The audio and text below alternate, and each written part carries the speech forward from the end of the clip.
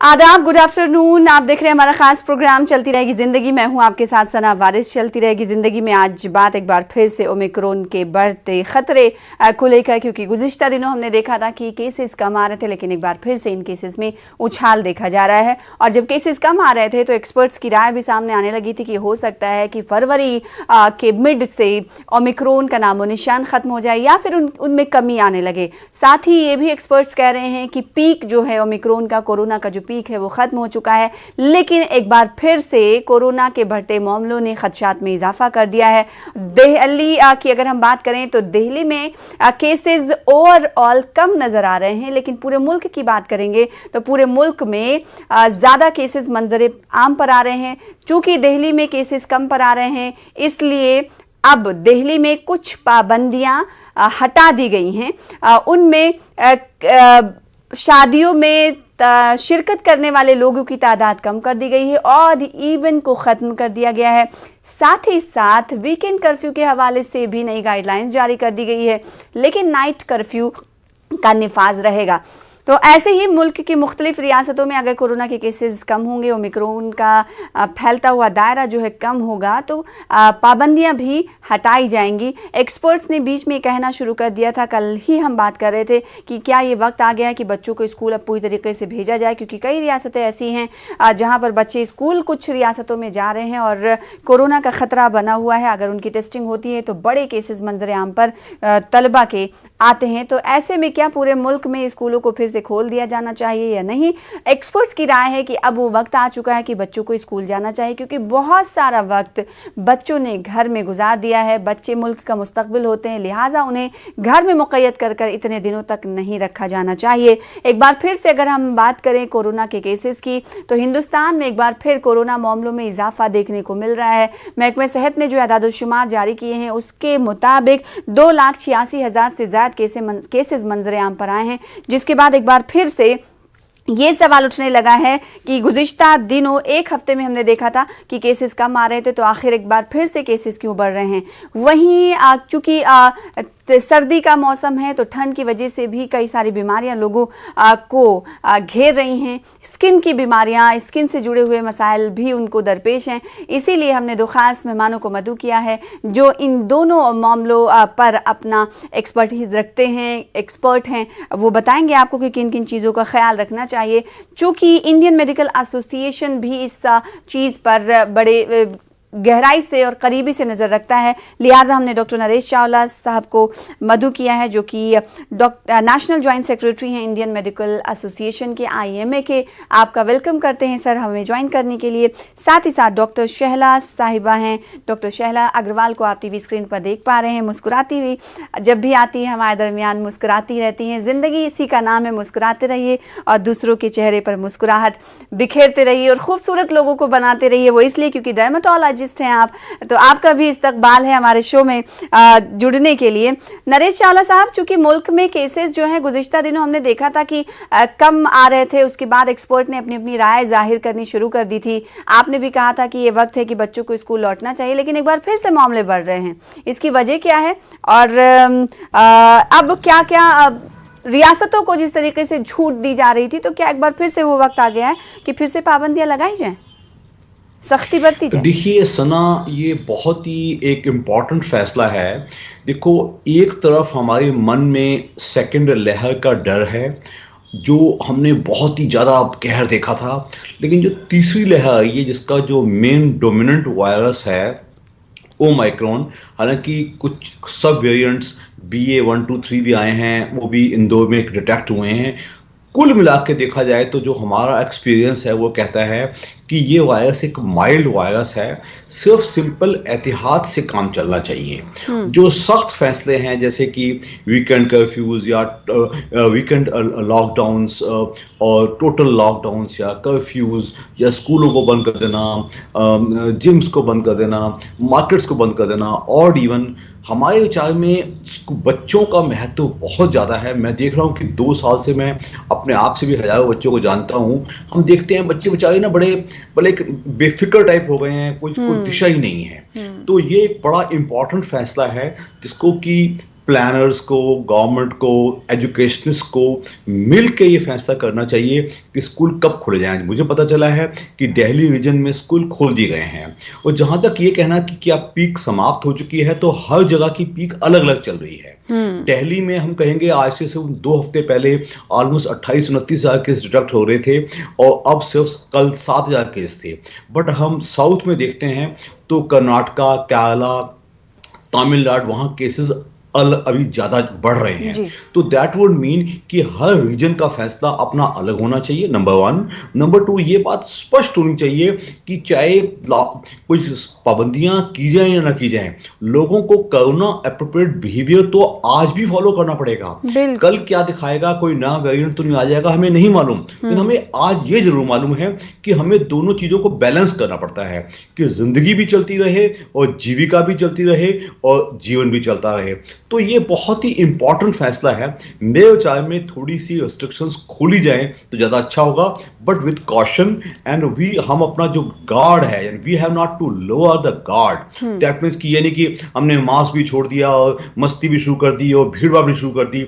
5 states में elections हैं, आप समझती हैं, काफी नाजुक मामला है, तो बहुत ही सख्ती से इस चीज को सुपरवाइज भी किया जाए और अपना फैसलों को डायनामिकली बदला भी जाए। लेकिन अभी मेरे विचार में अगर केसेस जिस भी रीजन में कम हो रहे हैं, वहां इस चीज को, पाबंदियों को थोड़ा हटाना चाहिए जी। और जैसा कि हम जानते हैं कि होम आइसोलेशन में मरीज ज़्यादा हैं, रैट टेस्ट भी ज़्यादा किए जा रहे हैं।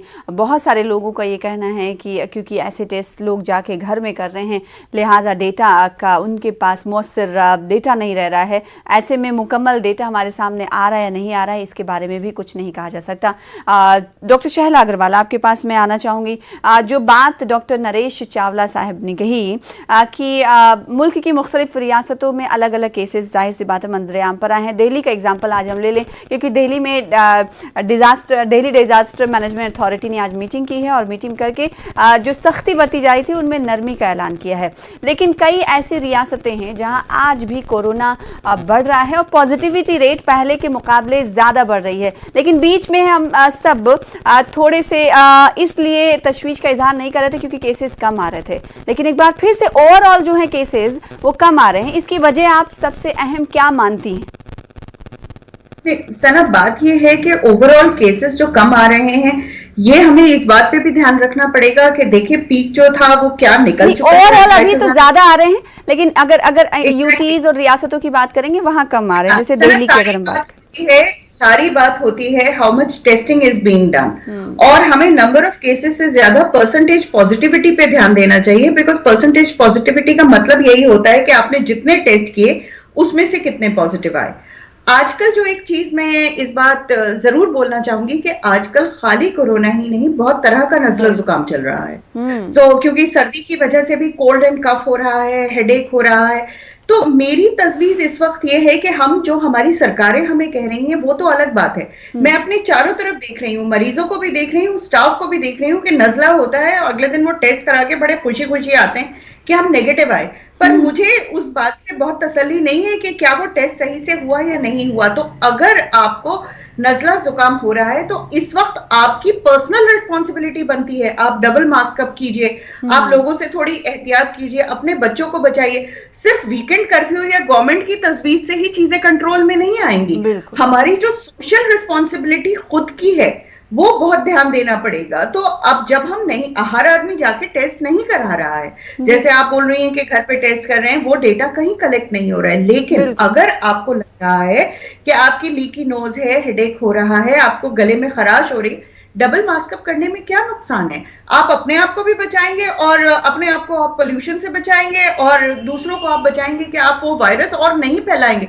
चलिए मान लीजिए वो कोरोना नहीं है, कोई और ही फ्लू वायरस है, लेकिन कम से कम आप उसे फैलाएंगे तो नहीं। तो मेरी इस वक्त लिटरली इल्तिजा है कि अगर आपको जरा भी डिस्कंफर्ट है तो अपने आप को डबल मास्क अप शुरू कर दें। बिल्कुल, डबल मास्क अप शुरू कर दें।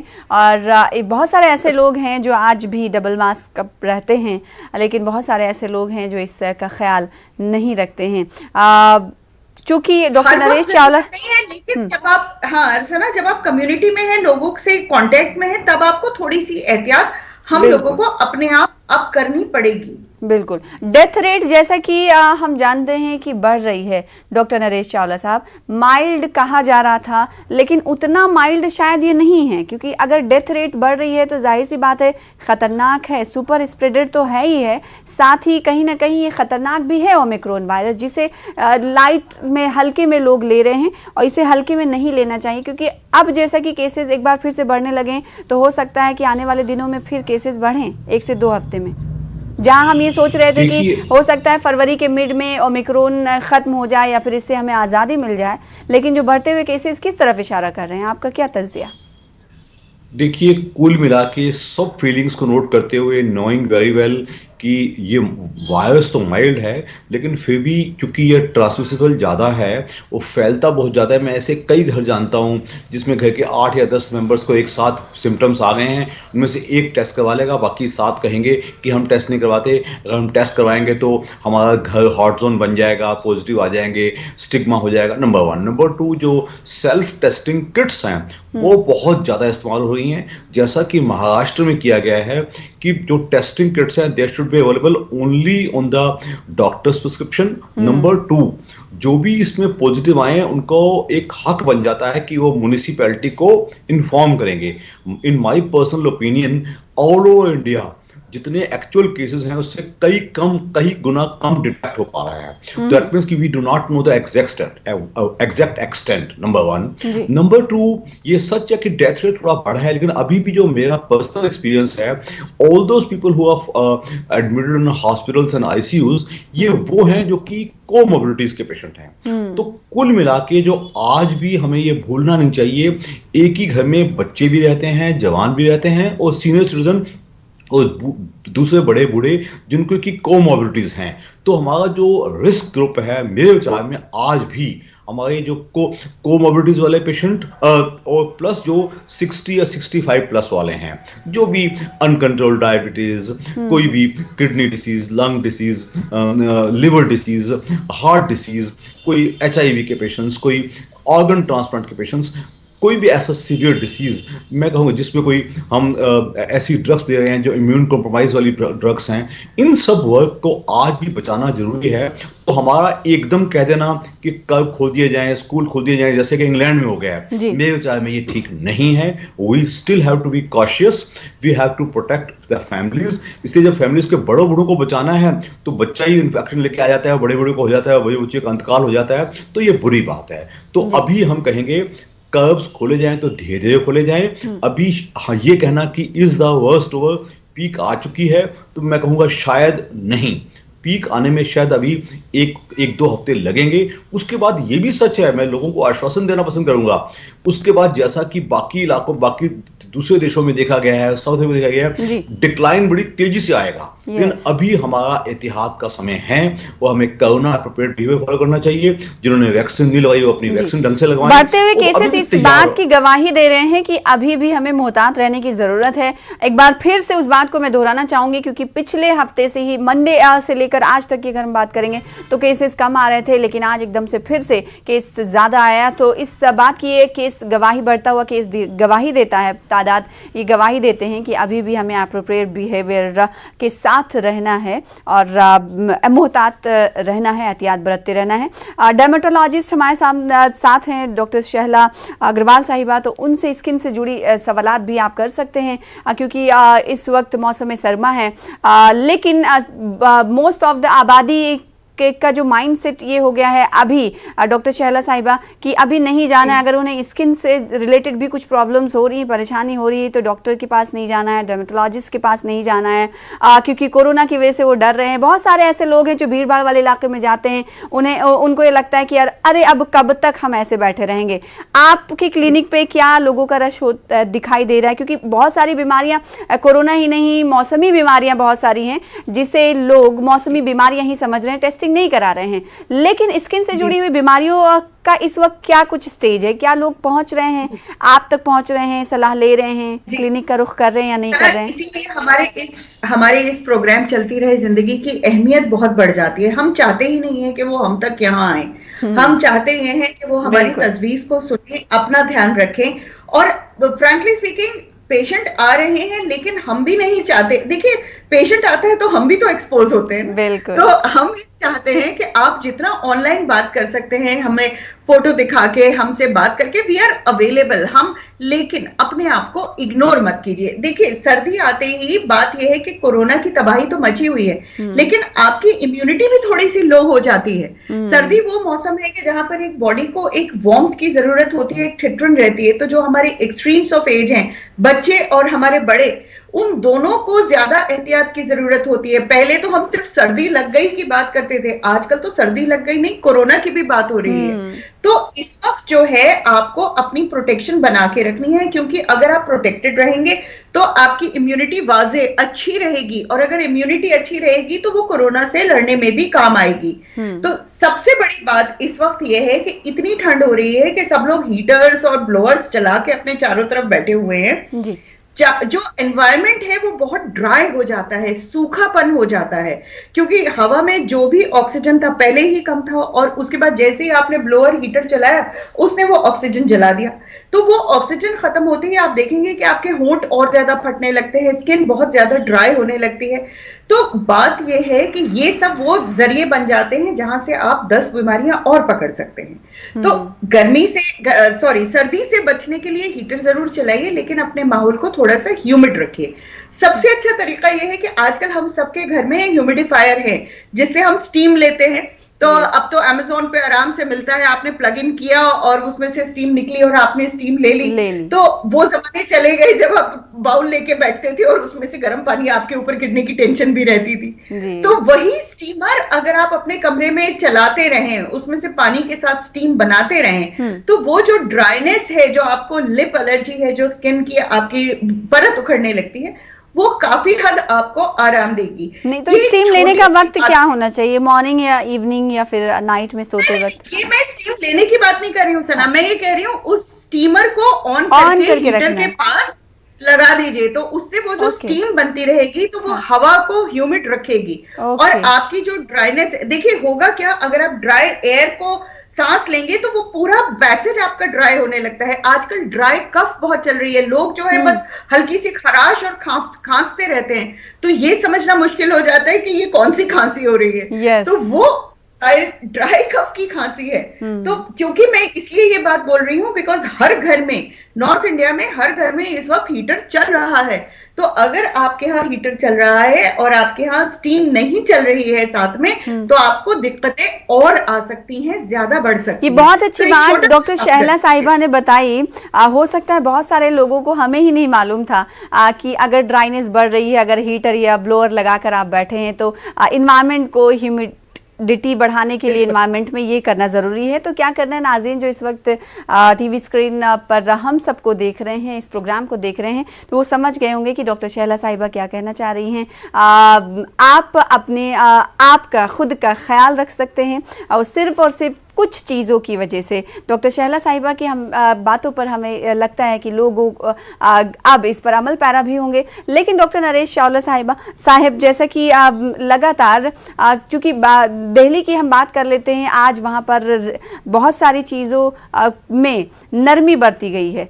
अगर आप ये मानते हैं कि दिल्ली की आवाम ज़्यादा एक्साइटेड रही होगी या बेदार रही होगी जिसकी वजह से वहाँ पे कम केसेस आ रहे हैं, दूसरी रियासतों में ज़्यादा केसेस आ रहे हैं, इसकी क्या वजह है? मौसमी बीमारियाँ आप मान रहे हैं या फिर डेमोग्राफिकल वहाँ का चेंज, जोग्राफिकल चेंज आप उसको मान रहे हैं, क्या मान रहे हैं आप इसे?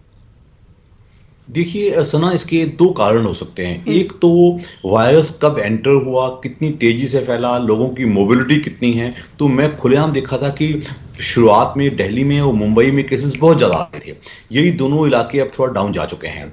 जिन जोन्स में या रीजन्स में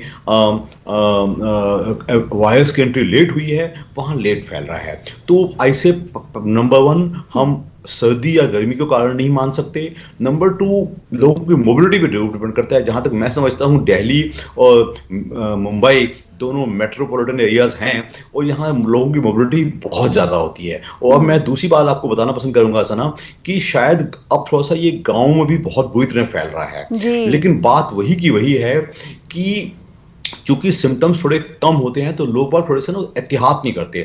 आम लोग, मैंने ऐसे हजारों लोग देखे हैं जो कहेंगे सिंपल खांसी जुकाम तो है डॉक्टर साहब, पहले तो आप कुछ नहीं कहते थे, अब आप टेस्ट कराने के लिए बोलता हूं। तो मैं आम आवाम को ये बताना पसंद करूंगा, as of today any cough and cold और हल्का फीवर, सबसे पहले आरटीपीसीआर या रैपिड एंटीजन टेस्ट करवाइएगा, रूल आउट कीजिएगा। बिकॉज ये जरूरी सिर्फ एक इंसान के लिए नहीं है, ये पूरी एक पूरी सोसाइटी के लिए, और ये भी इस वक्त की हकीकत है डॉक्टर नरेश चावला कि बहुत सारे लोग इसलिए नहीं कराते हैं कि भाई उन्हें कोरोना ही होगा, उन्होंने टेस्ट कराया है, हमें भी होगा, चलो हम दवाई शुरू कर देते हैं, हमें टेस्ट कराने की जरूरत नहीं।